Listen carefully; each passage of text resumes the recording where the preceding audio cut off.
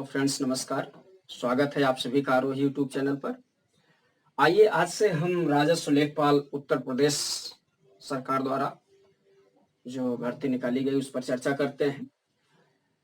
हालांकि इस टॉपिक पर एक वीडियो आपके पढ़ चुके हैं जिसमें आपने देखा है कि कुल पदों की संख्या कितनी है, शैक्षणिक योग्यता क्या है, प्रश्न का पैटर्न क्या होगा, कितने घंटे का होगा, कितने प्रश्न होंगे, इन सब पर हम आपसे चर्चा कर चुके हैं। आज उसी को आगे बढ़ाते हुए हम आपसे एक एक सिलेबस पर डिफाइन करते हुए चर्चा करेंगे। जैसे आपने देखा है कि यह उत्तर प्रदेश राजस्व लेखपाल UP triple S C Uttar Pradesh अधीनस्थ लोक सेवा आयोग लखनऊ के द्वारा कंडक्ट की जा रही है। तो इसका सिलेबस जो है 4 पार्ट्स में है। जैसे हमने बताया था, एक सामान्य हिंदी है,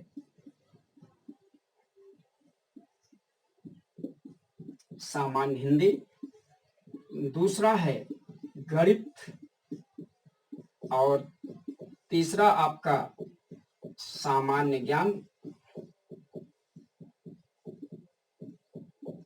ठीक है, सामान्य ज्ञान। चौथा यूनिट है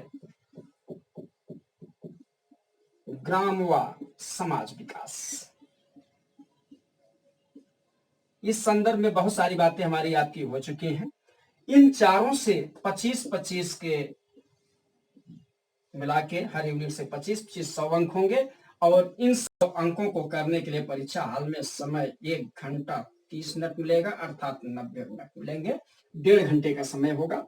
अब इसी 1.5 घंटे में आपको अपने करियर को बना लेना है। उस 1.5 घंटे में करियर बनाने के पहले आपको 3-4 महीने अनवरत अध्ययन करना होगा। उस अनवरत अध्ययन में हम भी आपके साथ ये सहभागिता निभा सकें, आपका सहयोग कर सकें, इसी उम्मीद के साथ आज से हम अपने इस क्लास को प्रारंभ करना चाहेंगे। आज से शुरुआत हमारी होगी सामान्य हिंदी को लेके, और अगला यूनिट शीघ्र ही जीके या ग्राम विकास से हम शुरू करेंगे। गणित भी की क्लासेस आपके यहाँ इसी चैनल पर चलेंगे।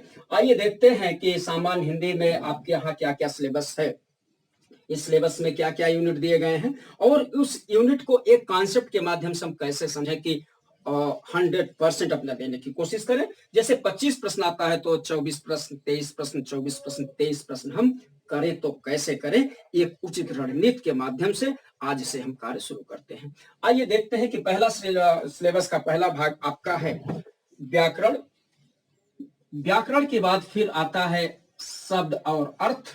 ध्यान रखिएगा, एक एक शब्द में बहुत बड़ा सार समाया हुआ है। ये सिलेबस देखने में छोटा लग रहा है, उसी प्रकार से जिस प्रकार से कहा भी गया है, सतसैया के दोहरे जीव नावक के तीर देखन में छोटे लगे घाव करे गंभीर। यह गंभीर घाव करने वाला है सामान्य हिंदी आपके लिए। गंभीर घाव के साथ साथ आपके कंपटीशन में आपके लिए एक निर्णायक भूमिका निभाने वाला भी है। उस निर्णायक भूमिका में इससे आप ज्यादा अंक ले सकते हैं। जीके होता है, हालांकि जीके भी हम बहुत सरलतम तरीके से आपको बताएं। ग्राम विकास और गणित पर भी आपके अच्छे कुशल मार्गदर्शन आपके लिए किया जाएगा। आइए देखें तो शब्द, दूसरा यूनिट शब्द अर्थ है, तीसरा यूनिट है शब्दों का प्रयोग।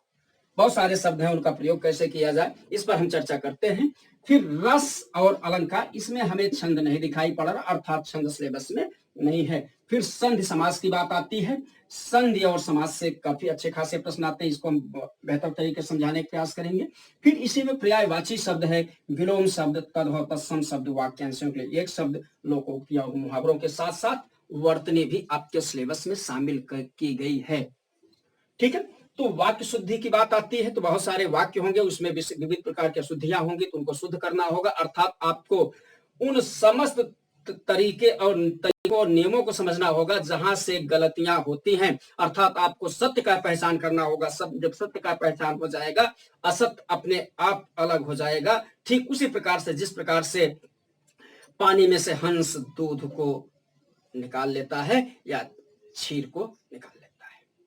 ठीक है, ठीक है। फिर उसके बाद है लिंग वचन कारक की बात आती है। वाक्य शुद्धि, लिंग वचन कारक। लिंग वचन कारक से किसी भी परीक्षा में, कोई भी परीक्षा हो, चाहे छोटी परीक्षा चाहे बड़ी परीक्षा हो, हर परीक्षाओं में प्रश्न आते हैं। इसलिए यह सिलेबस हर व्यक्ति के लिए उपयोगी है, जो कोई किसी न किसी लोक सेवा आयोग हो या कोई कमीशन हो जहां से प्रश्न देता हो, एग्जाम देता हो, चाहे वो IAS के हो, PCS के हो, और लोअर अदर्स की परीक्षाएं हों, क्योंकि हर जगह पर वाक्य शुद्धि वर्तनी शुद्धि से संबंधित प्रश्न आते ही रहते हैं, इसलिए महत्वपूर्ण होगा। फिर इसके बाद हो एक अगला यूनिट है अनेकार्थी शब्द।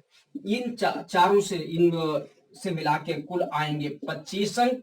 25 अंक में मेरा प्रयास होगा, आप मेरा साथ दें। हम 25 में 25 तो नहीं कर सकते, क्योंकि 100% मशीन भी अपना नहीं दे सकते, किंतु 25 में से हम 24 प्रश्न लेने का दावा करते हैं। वह 24 प्रश्न आप कैसे ले पाएंगे, एक कुशल रणनीति, वह रणनीति कैसी है, इस सिलेबस को आप देख लें और इसको हटा के हम वह रणनीति आपको बताने की कोशिश करेंगे। उस रणनीति के बाद अगला टॉपिक आप पढ़ेंगे या इस चैप्टर का पहला टॉपिक आप पढ़ेंगे और ट्रिक्स के माध्यम से और कॉन्सेप्ट के माध्यम से भी हम इसको हटाएंगे। आइए देखते हैं सामान्य हिंदी को कैसे पढ़ते हैं।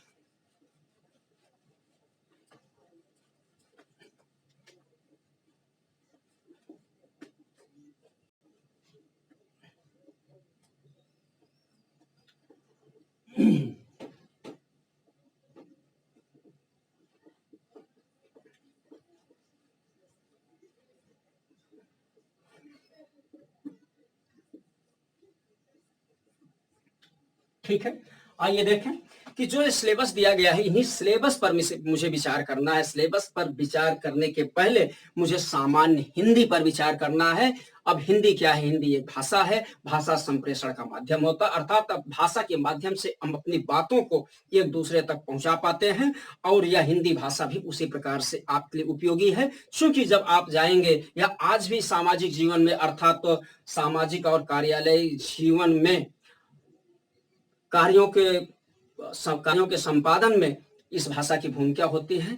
ठीक है, आप देखें कि भाषा सामान्य हिंदी को कैसे हम पढ़ें।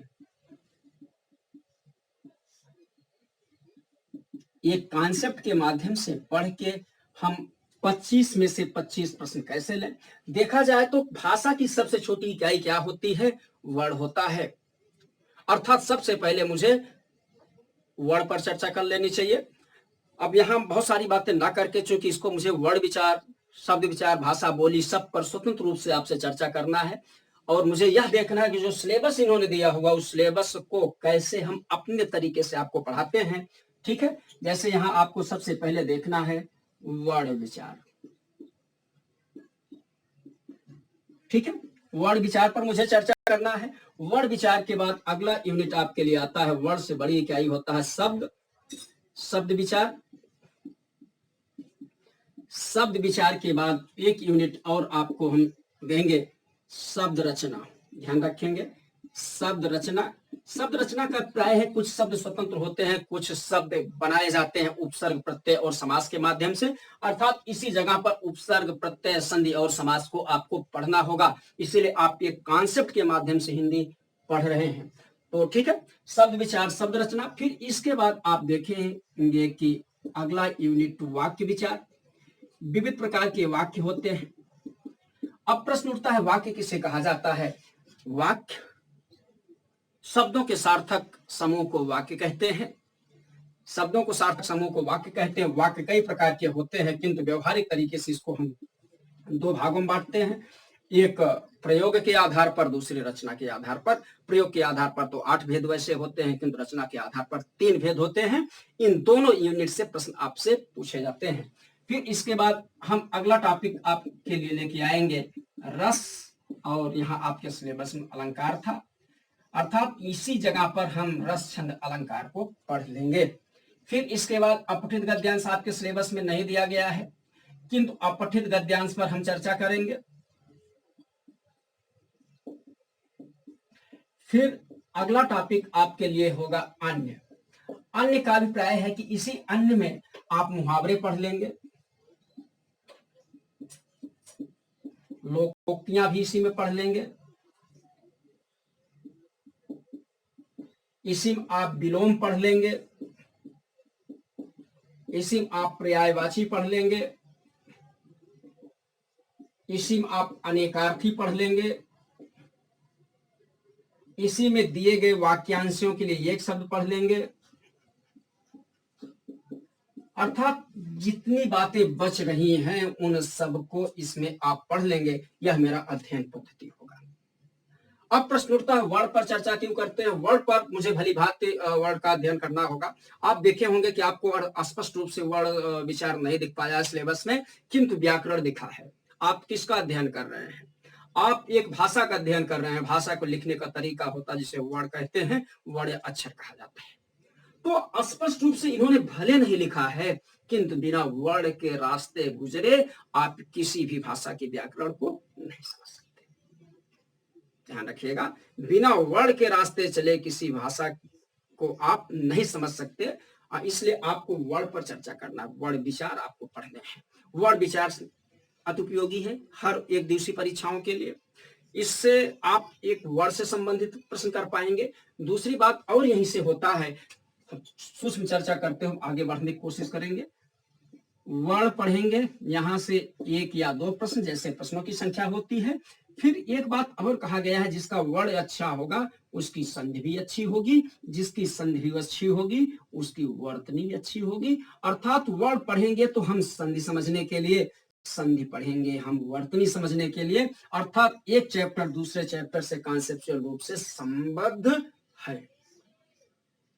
तो किसी भी परीक्षा में वर्ड से प्रश्न, संधि से एक या दो प्रश्न जैसे प्रश्नों की संख्या होती है, और वर्तनी से एक दो प्रश्न। अर्थात इस यूनिट को पढ़ने के बाद आपके 3 प्रश्न क्लियर हो रहे हैं, कम से कम, ज्यादा से ज्यादा।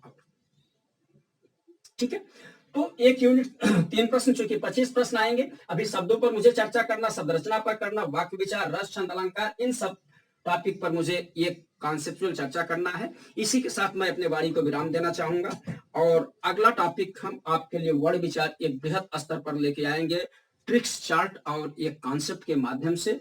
एक तरीका सूक्ष्म भी होगा, एक तरीका उसका विस्तारित भी होगा। इसके अतिरिक्त हर टॉपिक को हम आपको, जैसे कहते हैं 100% कैसे हम दें, हर टॉपिक पर हम आपके लिए मल्टीपल चॉइस प्रश्न भी लेकर आएंगे।